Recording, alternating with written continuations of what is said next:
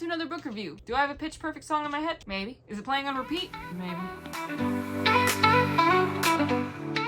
It feels like the first time. Bump like acne, no doubt. Sure to get down, good lord. Maybe got 'em open all over town. I'm stopping, I promise. Let's talk about Anomaly by Jennifer Milne. I think that's how you say that. Anomaly by Jennifer Milne. This is another short book, but it is interesting. Let's read the summary. What if every day you woke up as someone new? Every day a new past, every day a new life. Then what if one day you woke up and you were no one at all? Ellie Coleman has been erased from existence. Now she must fight the love that no longer knows her and the life that is no longer her own. What if you had to erase to save the world? Or to live and let it burn?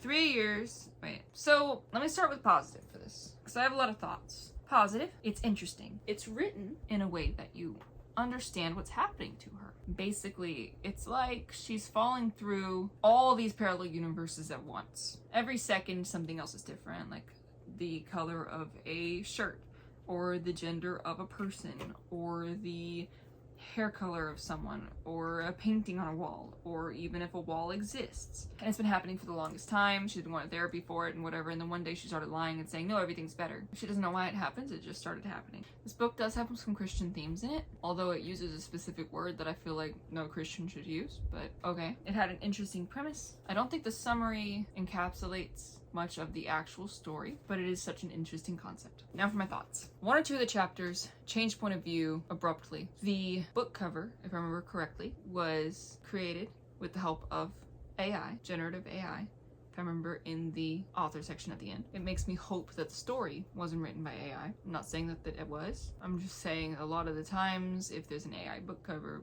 people tend to think the inside was also created by AI. Not saying it is, I'm just hoping it's not. That's all I'm saying. Don't come at me, don't come at the author. It's just a thought. This book deserves to be longer because of the subject matter, because of the nuances behind it, and because of the descriptions and reasonings for quite a few of the people, places, things, changes, and whatnot. If it was longer, I think the story would have flourished greatly. Nope, that's my drink. The characters weren't as well-rounded as I wanted them to be, but it is also a shorter book, so it makes sense as to why they wouldn't be as developed as I would like them to be. Although there are plenty of stories that are able to do that. I'm just saying that that is one reason it feels that way, is because it's so short. Something else, there's quite a few twists that are supposed to hit hard but don't quite hit hard, and I think it's because we don't have a deeper connection with these characters or the situation. I think something as nuanced or as speculative or as science-y, I guess, as this, I feel like books like this need to be longer, which is why there are several science fiction books that are chunks, such as the Earthborn Saga by Stephen Bissett, which I have done quite a few of the books on this channel. Those things are like 800 pages long. Absolutely worth it. Absolutely necessary for the subject matter, the nuance, and the scientific reasoning behind it. And I feel like this is the same thing. I feel like this could have been 3 times as long and it would have been great. It would have given me Time Traveler's Wife vibes, movie and series, which I have seen both, and they are both really good. All in all, I loved the idea, I loved the nuance, and I thought it was written in a way that made sense for the most part, but it could have benefited, don't drink my water, stop it. It could have benefited from being longer and from more explanation. Also, for all writers out there, coming from a writer, please don't switch up point of view in the middle of a chapter, ever. Ever, ever, ever, ever, ever, ever, ever, ever. If you're gonna switch up point of view, do a new chapter, please. I'm begging you, do not ever change points of view in the middle of a chapter. It's okay with third person, omnipotent, omnipresent, I don't know how to say that word. I learned words by reading them. It's okay for third person, whatever. First person, if you're doing first person point of view, do not change point of view halfway through a chapter. Please start a new chapter, please. It will cut down confusion with the readers. It makes everything so much cleaner and smoother. However, through my thoughts, it was still an interesting and unique kind of story, and I do appreciate the way it ended. I like the way it all tied together, and I hope that Jennifer Milne takes this and she turns it into a full-length novel, because I think it would do well, and I think it would hit harder. I just want it to hit harder. That's all I want. But if you are looking for a book like this, and you are looking for a short read, you might absolutely love this book, and I really hope you do, because I believe every book should be read by someone, good or bad. The book, not the person. I mean, bad people can read books too, but whatever. Go pick it up. Let me know your thoughts below. If you read it, if you have read it, what did you think? Do you agree with me? Do you disagree? What did you think of the nuance? Did you enjoy it? Do you have thoughts as well? I would love to hear what you have to say below. I could read a little of it too. This reading thing out loud is in its experimental phase, so I apologize. Let me know what you think about it, but I'll just read a little bit of the beginning. Chapter 1. Things around me were always changing.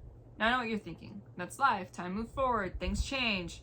But that's not exactly what I mean. As far back as my memories go, there have been changes. Yes, they are so significant to be capitalized, because it's capital. The earliest memory of my change was from when I was about 4 years old. It was vague and blurry in that way that early memories tend to be. All it was really was this image of a horse figurine that kept changing color. It started off brown, then faded, becoming white with brown spots, then fading to black and shimmering black to silvery gray. The changes were small like that in the beginning. Colors changing, items moving around, pictures on the wall showing one image and suddenly another. I didn't think much about it after a while because it was a harmless thing, or so I thought. It was Saturday morning like any other, an ordinary day, but I would remember every detail of it.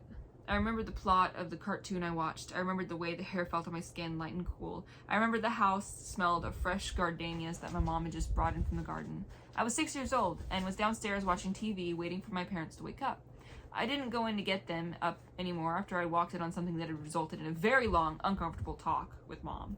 At 9:30, my dad came down, kissed me on the head, and asked me what kind of waffles I wanted. I told him chocolate chip, which were my favorite, and he smiled and assured me they would be the chocolate chippiest waffles I'd ever had. He was a dork like that. He went into the kitchen, and I went back to my cartoons. My show ended, and I realized that Dad hadn't come to tell me the food was ready.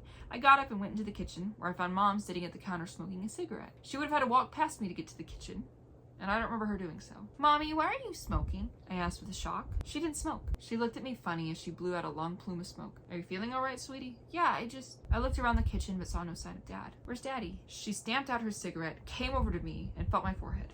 "Ellie, did you just ask me where Dad is?" She knelt down, cupping my face in her hands and looking at me with concern. "Yeah, he said he was going to make me chocolate chip waffles. Where's Daddy?" So that's, I guess, the beginning of that. If you want to go check it out, definitely go check it out. The description and the link are in the description, and I hope you enjoy it. I really do. I really hope you enjoy it. I hope you love the things that I didn't, and that you love the things that I did. Go check it out. Let me know what you think. And thanks for watching. Have a nice day. See you in the next one.